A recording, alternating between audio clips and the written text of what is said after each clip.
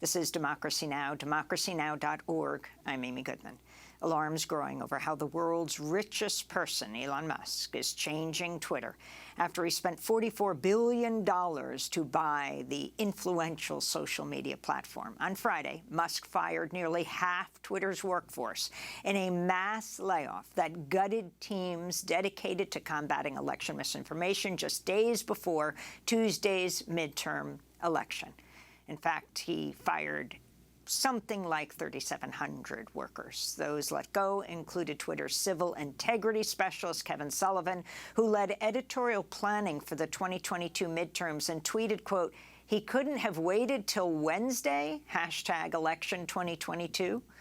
Hundreds of fired Twitter employees on special visas could be deported, like on H-1Bs. Others who say Twitter failed to give them adequate notice have filed a class action lawsuit. The UN High Commissioner for Human Rights issued an open letter to Musk Saturday, urging him to, quote, "ensure human rights are central to the management of Twitter under your leadership," unquote.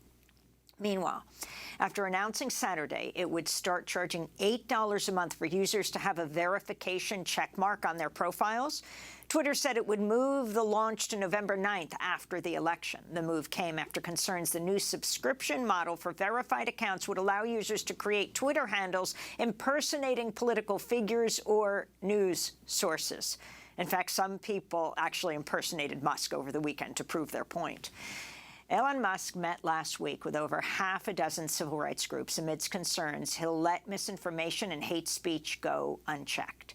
Media Matters, Free Press, dozens more groups urged Twitter's top advertisers to boycott the platform if proper safety standards are not imposed. In response, General Motors, Volkswagen, Pfizer, and General Mills have all paused advertising. For more, we're joined by people with two of the groups. Nora Benavides is Senior Counsel and Director of Digital Justice and Civil Rights at Free Press and Free Press Action Fund, lead author of the new report, Empty Promises, Inside Big Tech's Weak Effort to Fight Hate and Lies in 2022. She's joining us from the highly contested state of Georgia, from Atlanta. Also with us, Rashad Robinson, President of Color of Change. Rashad, let's begin with you. You met with Elon Musk. I assume this was a virtual meeting. Can you talk about who was there and what you demanded and what he promised?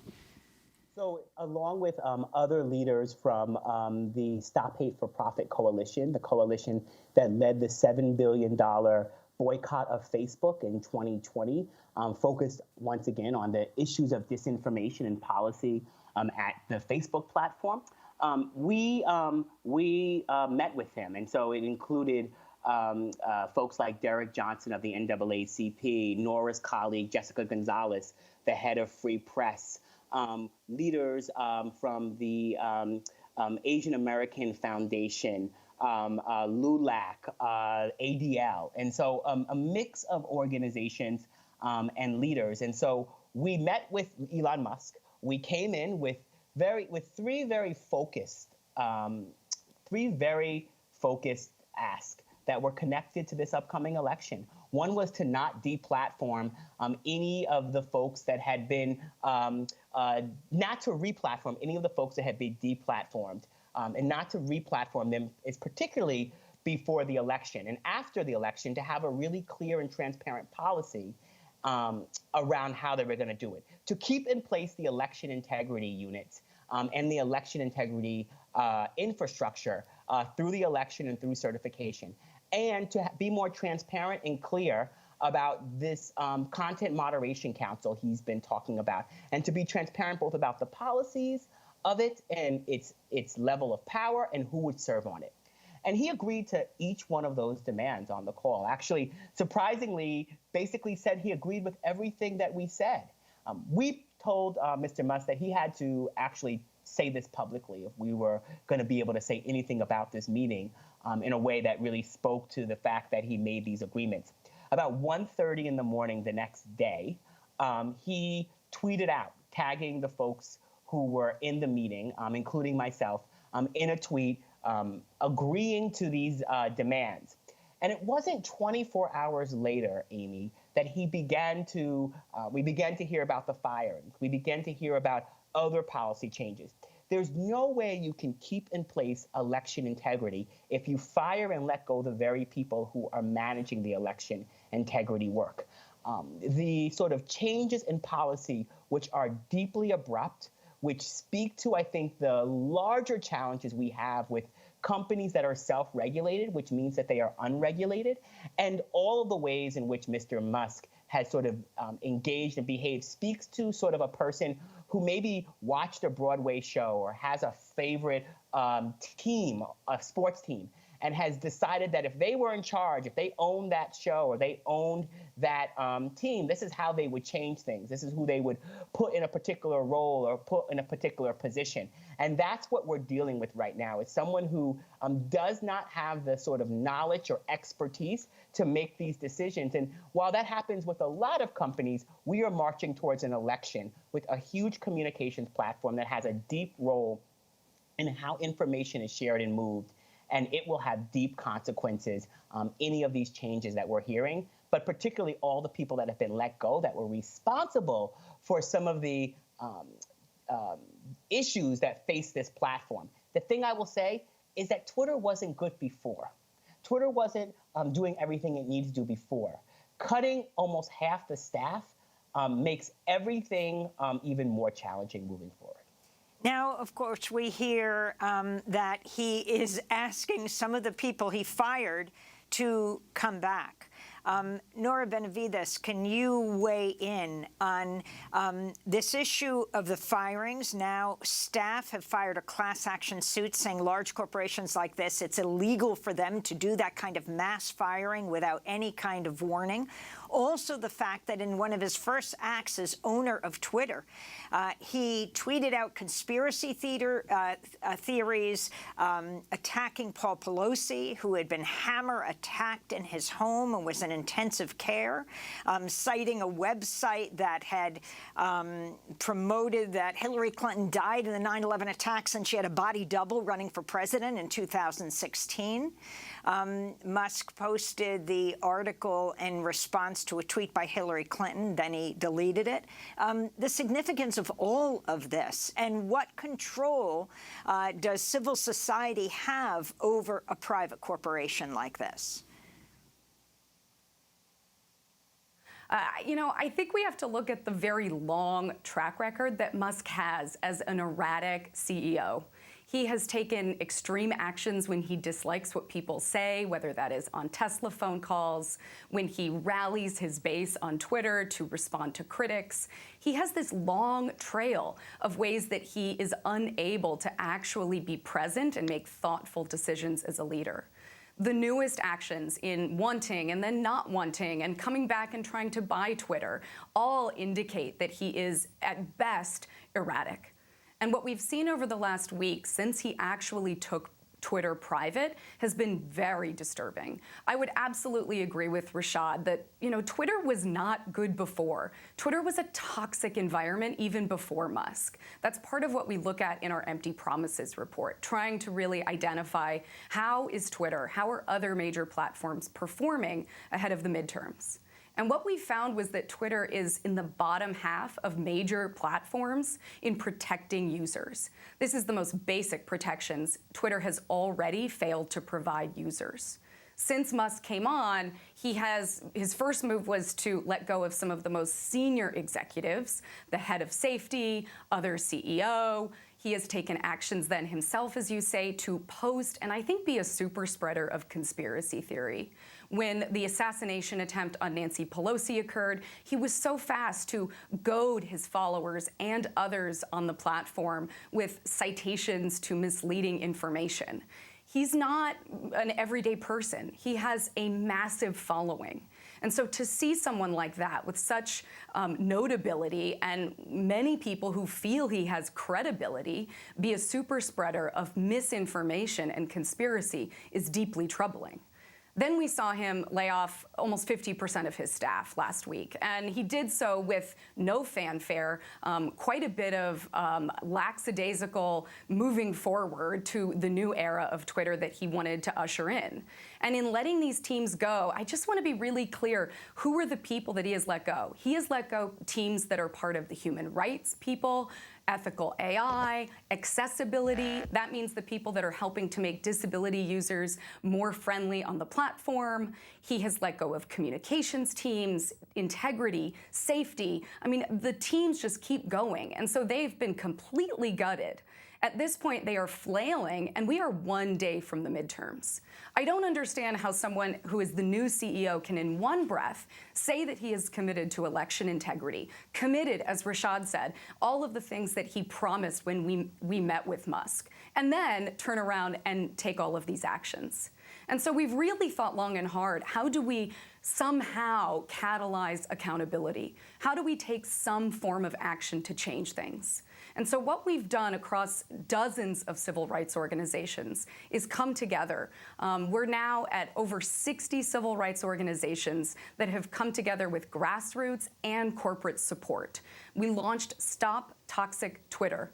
That's a campaign where we are urging advertisers to halt their spending on Twitter.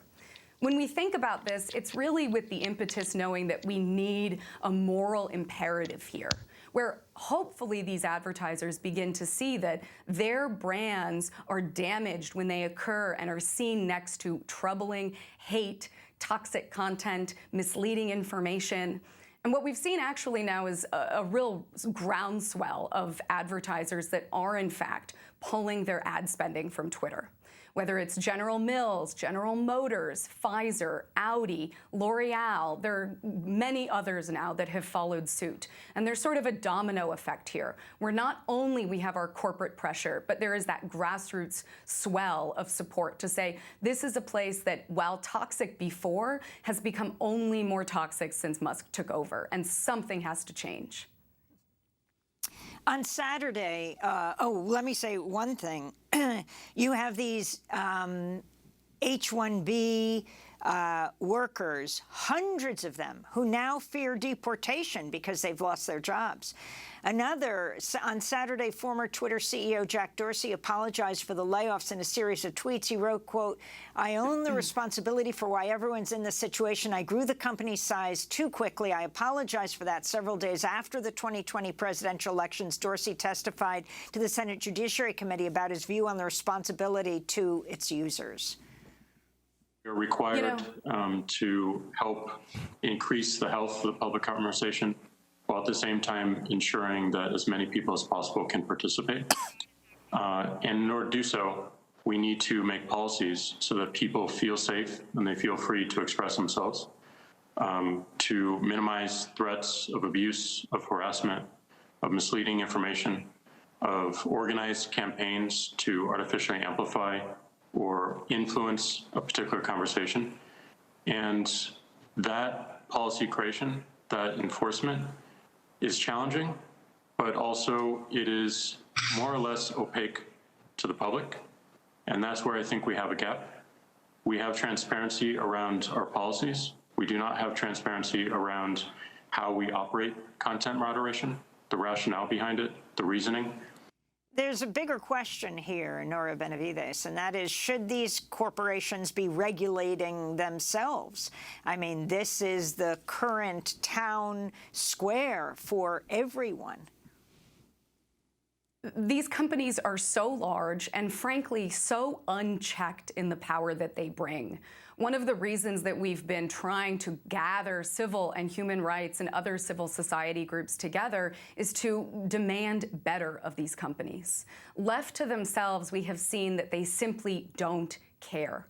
There is a very long track record of inaction and sometimes even a refusal to acknowledge the role these companies play in fomenting violence in the real world. We went to the very brink on January 6th last year. Our democracy barely held on. And as we've already spoken about with the assassination attempt on Nancy Pelosi, we know that the perpetrator of that also was incited and inspired by rhetoric online. There is a very real and porous relationship between the online world and this offline real world. And yet these companies over and over again will turn their back, whether that is in testimony before Congress, whether it is in their own very bland statements about what they are doing with the elections this year. They often act as if they are doing enough. And in doing enough, they are eager to protect democracy, to protect users. And what we have found is that it's quite the opposite. These companies are failing to do even the most basic things for people. They are failing to make sure that their own back-end systems and machine learning are not amplifying the worst content. We know that they are black boxes, so opaque that their transparency efforts are really the most meager steps towards some kind of lip service. And so we look at what is now the days ahead, both tomorrow, the midterms, and then the kind of rhetoric that we know will follow in the days after tomorrow. We know that we are going to see hate, conspiracy, lies continue to proliferate. And yet these companies, every election cycle, kind of string together their election integrity efforts, saying that they are doing enough. And yet we often then find evidence later that not only did they not commit to doing certain things, but that even their promises have been hollow. That's really why we've been trying to pursue a much wider type of initiative, building across sectors, whether that is with our advertiser partners, with other human rights leaders and activists, building what is a large movement here. I want to go to that issue of the advertisers. Rashad Robinson, Musk tweeted, Twitter has had a massive drop in revenue due to activist groups pressuring advertisers, even though nothing has changed with content moderation, and we did everything we could to appease the activists, he said. Extremely messed up. They're trying to destroy free speech in America. Rashad Robinson, president of Color of Change, can you respond? Well, Musk has actually met with some of the advertisers, met with coalitions that represent the advertisers. I've had a number of conversations over the last couple of weeks with advertisers, with ad agencies as well. And Musk has not done himself any services. These companies are looking at where they want to put their brands. They are looking at the stability of Elon Musk and of the company. They were given some of the same promises we as activists were given around content moderation, around the election cycle, about making sure their ads are not placed up against white nationalists or disinformation. And Musk has not made good on the promises he's made to them. And so while we've been pressuring and pushing, I've never had such an experience, and I've run a lot of these campaigns where advertisers are very clear that they're not getting what they need, and we don't have to do the type of pushing. I will say, just to pick up of what Nora was saying, is self-regulated companies are unregulated companies. And while we are doing this advertiser campaign, while we are pushing from the outside, the technology that has so much potential to move us into the future is dragging us into the past. And that is not unfortunate like a car accident. That is unjust, and it's manufactured through a whole set of choices that our government has made about how companies are regulated. Make no mistake, our cars are not safe because of the benevolence of the auto industry. They are safe because of the infrastructure and accountability that surrounds it, because there are people that evaluate and hold accountable. And right now, whether it's the sort of algorithms that are not transparent, whether it's the business models decisions, whether it's these companies getting to decide what the standard is in terms of moderation, in terms of accountability, whether it's the fact that because of laws that exist, they have a level of immunity to liability. We need a new set of engagement from Congress and the White House, because we can't keep going to billionaires begging them to protect our civil rights.